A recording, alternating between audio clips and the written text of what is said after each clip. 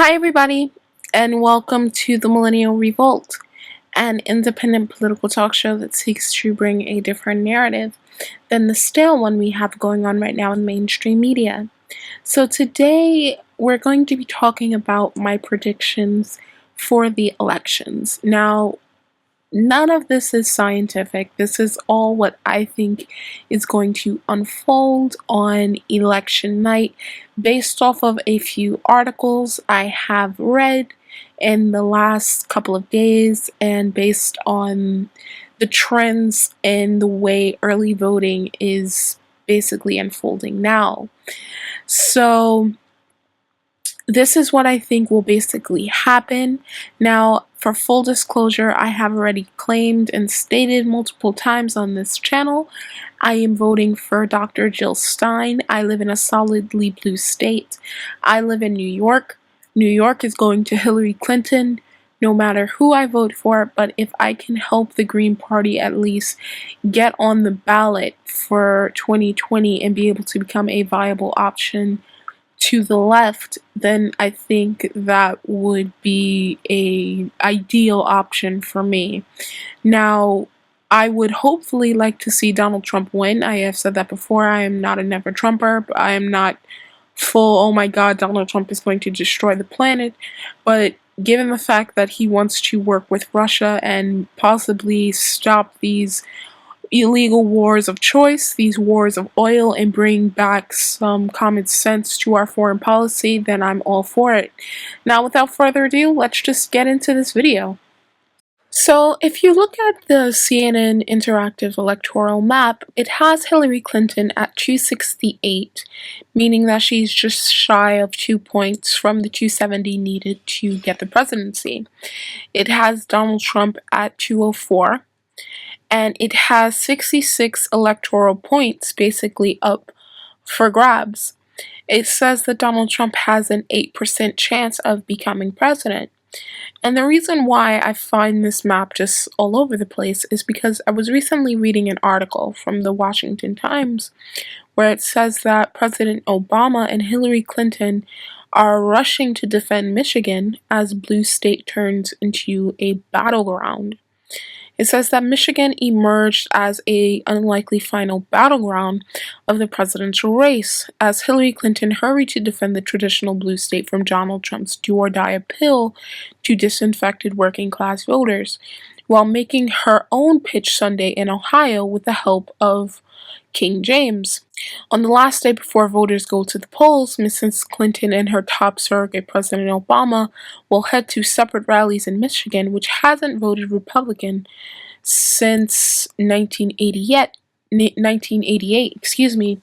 but this year is in the sights of Mr. Trump. Trump held a rally in Sterling Heights, Michigan. He says that we will continue to make Michigan into a manufacturing hub of the world once again, and no politician will do that. They don't have a clue. Now, Hillary Clinton nor, I think, President Obama probably wanted to campaign in Michigan a day before the election because this was supposed to be a state that would be solidly in her corner. Now, given the fact that it is now up for play, it is now a battleground state, that must be very worrying for her. And if internal polling is showing that the state will probably go to Trump, this is why she has brought out President Obama, because Hillary Clinton's presidential campaign is lacking enthusiasm. All of the momentum is definitely on Trump's side, and the best person to campaign for Hillary Clinton is President Obama because his favorability numbers are pretty high. I think it's in the 50s going up, but it's been steady around there. And President Obama is much more likable than Hillary Clinton. People like him. They don't like Hillary Clinton. When you see her talk, it's something inauthentic when she speaks. Given the fact that she is lacking voter enthusiasm for her campaign, also means that she could possibly be lacking in voter turnout, which would be detrimental to her campaign. There is also talks of Hillary Clinton possibly going to Pennsylvania and Wisconsin to do last-minute campaigning there, because internal polling must not be good for her if she has to campaign in Wisconsin and Pennsylvania, as I know it has been pretty close in Pennsylvania, especially, which may possibly turn red this election. And if it does, it is basically over for Hillary Clinton's campaign. The fact that Michigan is now a swing state and is up for play, no other Republican candidate could have done that. I think Donald Trump is the only person, which he is currently demonstrating right now, that he can basically eat into the solid firewall of the Democratic Party, which is the Rust Belt. I do not think Ted Cruz could have done it. I do not think Marco Rubio could have done it. I do not think that Jeb Bush could have done it. And I do not think Chris Christie or Rick Santorum or any of these people could have done it. And it just shows basically what Donald Trump is capable of to be able to get some of these states, which are not traditionally swing states. Ohio is traditionally a swing state. Pennsylvania, they say, is a traditional swing state. But for the last elections, the last couple of cycles, it has gone blue. So it has basically become a solid blue state. And on the fact that he is polling neck and neck with Hillary Clinton and could possibly win that state should basically tell you the power of his campaign. And I'm not blowing up steam for Donald Trump. It's just amazing to see what he is doing that no other Republican candidate, I think, would have been able to do if they were the nominee. Quite frankly, Donald Trump's internal polling could be showing a very good picture for him in Pennsylvania as well as Michigan, and that could probably concern the Clinton campaign enough for them to go start campaigning in the Rust Belt states a day before the general election. Now, I think if Donald Trump was to secure Pennsylvania and he was to secure Michigan, then he would basically have the nomination heavily leaning in his favor. Now, if he was also to secure Florida, then he would definitely wrap up the nomination. Colorado is definitely in play. I think Hillary Clinton will win Wisconsin. She's been polling steadily there, I think at an average of 3 points ahead of Trump. She was not doing as well as President Obama did in the previous election cycle, but I think she will still hold on to that state.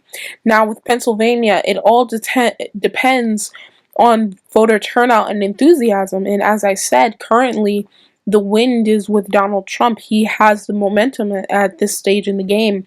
Now, even though FBI Director James Comey just recently came out and said that they're not going to pursue any charges, though I didn't think that they would in the first place, that's not going to help Hillary Clinton at all. The word has already gone out that you are under FBI federal investigation. So it's not going to basically help you. Now, I think there is a hidden Trump vote, maybe not as large as people are saying. It's maybe taboo to say that you're going to vote for Donald Trump, given the very controversial remarks he has made during his campaign. But I think he's going to win. Just looking at the electoral map, Donald Trump has more paths to victory than they are claiming that he does. If you look at Nate Silver 538, I think it has Donald Trump at like 33%, and Hillary Clinton basically running away with this. CNN electoral map too. Now Virginia is also in play as well, given the fact that the race is tightening there. Now, as I said, the wind is in Donald Trump's back, and especially for his supporters, all he needs is voter turnout, and he has basically won the election. Now, given the way his supporters have seen him being treated throughout this election, the obvious media bias against him, they are more willing to stand in these lines. They are more amped to see their guy go all the way versus the Hillary Clinton supporter. Now, I think Hillary Clinton's main supporters probably went out to vote for her in early voting. But I think in general, we're going to see a completely different picture. That's why you see in Florida, the black vote is basically down compared to what it was for President Obama. So, as I said, the wind is in Donald Trump's back. I view this election the same way I viewed Brexit when I was watching it at home unfolding. People do not believe that a Trump presidency is possible. Now, I don't like everything Donald Trump stands for. I am not a Trump supporter, nor will I be voting for him in the general election. But the fact of the matter is, there is a mood in the country where people are sick and tired of the establishment, where people are basically upset, and this false equivalent that people keep making of Trump being Hitler, the second coming of Hitler, and his supporters are Nazis, and he is going to bring a fascist regime to the United States, is pure lunacy. These people purely do not understand the basic function of government and how our government works, and our three legislative branches coincide together. Now, and I think that analogy that Trump is Hitler is being used so much, it has truly lost all of its meaning. It's just very disgusting what has gone on. But that being said, Donald Trump can win the same way that the media, everyone predicted Brexit will not happen. Donald Trump's presidency will happen. I mean, even given the fact that there is a massive polling bias in this election, favored heavily toward the Democrats, giving Hillary Clinton basically a 5-10 point lead, she's still not winning. And so I mean that should tell you something what's happening. Do I think Jill Stein will do better than the polls suggest? That yes, I've said this multiple times. I think she's going to do better than what the polls suggest. I think if Hillary Clinton loses, they will the Democratic Party will probably blame Jill Stein for a Hillary Clinton loss. But as I said before, the Democratic Party nor the Republican Party are owed any of our votes. They have to earn our votes. But I think they will try to scapegoat her the same way they did Ralph Nader if Hillary Clinton was to lose and Jill Stein was to pull enough votes from Hillary Clinton. So that will be interesting to see. I think one of the funniest predictions in this election, at least to me, was many people in the media and these pundits saying that Georgia was going to go blue. Georgia was never in play. It was never a swing state. It was never going to go for Hillary Clinton. It was solidly in Donald Trump's corner, the same way people are saying that Texas is suddenly a swing state. No, it is not. That is a solid Trump state. Now, looking at the election back in the 1990s, going over that election, Hillary Clinton is not Bill Clinton. She is not going to be picking up any states in the South, in the Deep South, to break the Donald Trump firewall. She's not going to do it. Now, what Donald Trump is doing is he's breaking into the Rust Belt. This is the reason why she is campaigning currently now in these states which should be solidly in her corner, but they are not. Now, Donald Trump is likable. Hillary Clinton is not. She's not even her husband. Bill Clinton reminds me of George Bush Jr. in a way. His personality. He's the type of person you can see, okay, I may not like all of his policies, but I could get a drink with that person. I can get a beer with that guy. Hillary Clinton is not that. She's not personable.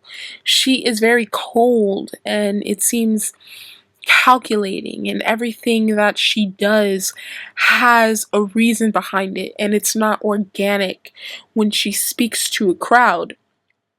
So she was never going to get these states, and I laugh at anyone who thinks that that was going to happen. Based off of the map, I think, and the way voting is going, especially early voting, I think Nevada is going to remain blue. That's going to be a blue state. I think Arizona is going to remain red.